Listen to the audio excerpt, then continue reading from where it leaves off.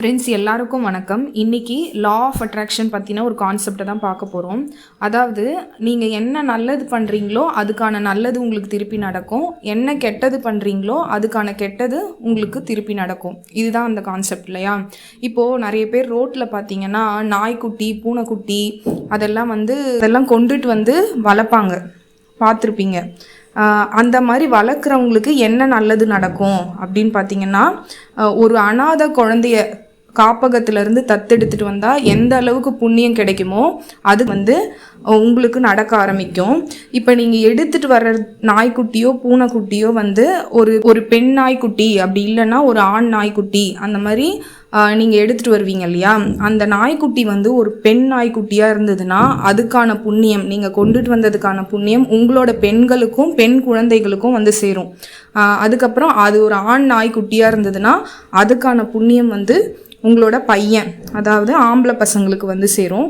இல்லை மேடம் நாங்கள் மாற்றி எடுத்துகிட்டு வந்துட்டோம், நான் பையன்தான் வச்சுருக்கேன், இல்லை நான் பொண்ணு நாய்க்குட்டி எடுத்துகிட்டு வந்துட்டேன், அந்த மாதிரி அப்படி நினச்சிங்கன்னா அதுக்கான புண்ணியம் நீங்கள் கொண்டுட்டு வந்தீங்க இல்லையா, உங்கள் வீட்டில் இருக்க ஆண்கள் அவங்களுக்கு சேரும். அதே மாதிரி இப்போது ஒரு உயிரை நீங்கள் வண்டியில் அடிப்படாமல் காப்பாற்றிட்டீங்க, அதே மாதிரி கொண்டுன்னு வளர்க்க ஆரம்பிச்சிட்டிங்க இல்லையா? இப்போ உங்கள் பசங்களுக்கு என்ன நடக்கும் இதனாலன்னா, இப்போ உங்கள் பசங்க ஒரு நெகட்டிவான விஷயம் உங்கள் பசங்களுக்கு நடக்க போகுது, ஒரு ஆக்சிடெண்ட் இல்லை சூசைடு அந்த மாதிரிலாம் அவங்க லைஃப்பில் இனிமேல் வரப்போகுது அப்படின்னா யூனிவர்ஸ் அதிலிருந்து காப்பாற்றும். நிறைய பேர் சொல்லுவாங்க இல்லையா, அந்த மாதிரி வண்டியில் பைக் லாரியில் இடிச்சுது, ஆனால் பைக் ஃபுல்லாக இதுவாயிடுச்சு, சுக்குநூறாக உடஞ்சிருச்சு, ஆனால் அவனுக்கு ஒன்றுமே ஆகலை அப்படிலாம் சொல்கிறாங்க இல்லையா?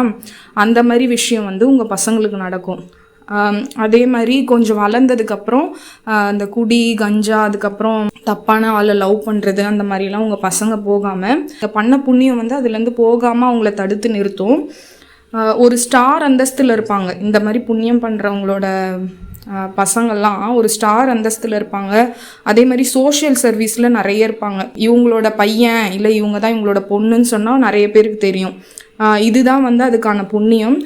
முடிஞ்சவங்க உங்கள் வீட்டு பக்கத்துலேயோ நீங்கள் ரோட்லேயோ பார்த்தீங்கன்னா ஒரு நாய்க்குட்டியோ இல்லை பூனைக்குட்டியோ தத்தெடுத்துட்டு வளர்க்க ஆரம்பிங்க. அவங்க சாப்பிட்றது பார்த்தீங்கன்னா ஒரு 100 கிராம் அரிசி தான், இன்னும் பெரிய விஷயம்லாம் இல்லை. ஒரு 2 வேளை நீங்கள் சாப்பாடு போட்டிங்கன்னா கூட போதும். பெண் நாய்க்குட்டியை எடுத்துகிட்டு வளர்க்குறீங்க அப்படின்னா அதுவும் ஒரு பிரச்சனையும் கிடையாது. 6 மாதம் ஆயிடுச்சுன்னா அவங்களுக்கு நீங்கள் கருத்தடை பண்ணி விட்டுட்டிங்கன்னா அவங்களும் எல்லார மாதிரியும் நார்மலாக இருப்பாங்க.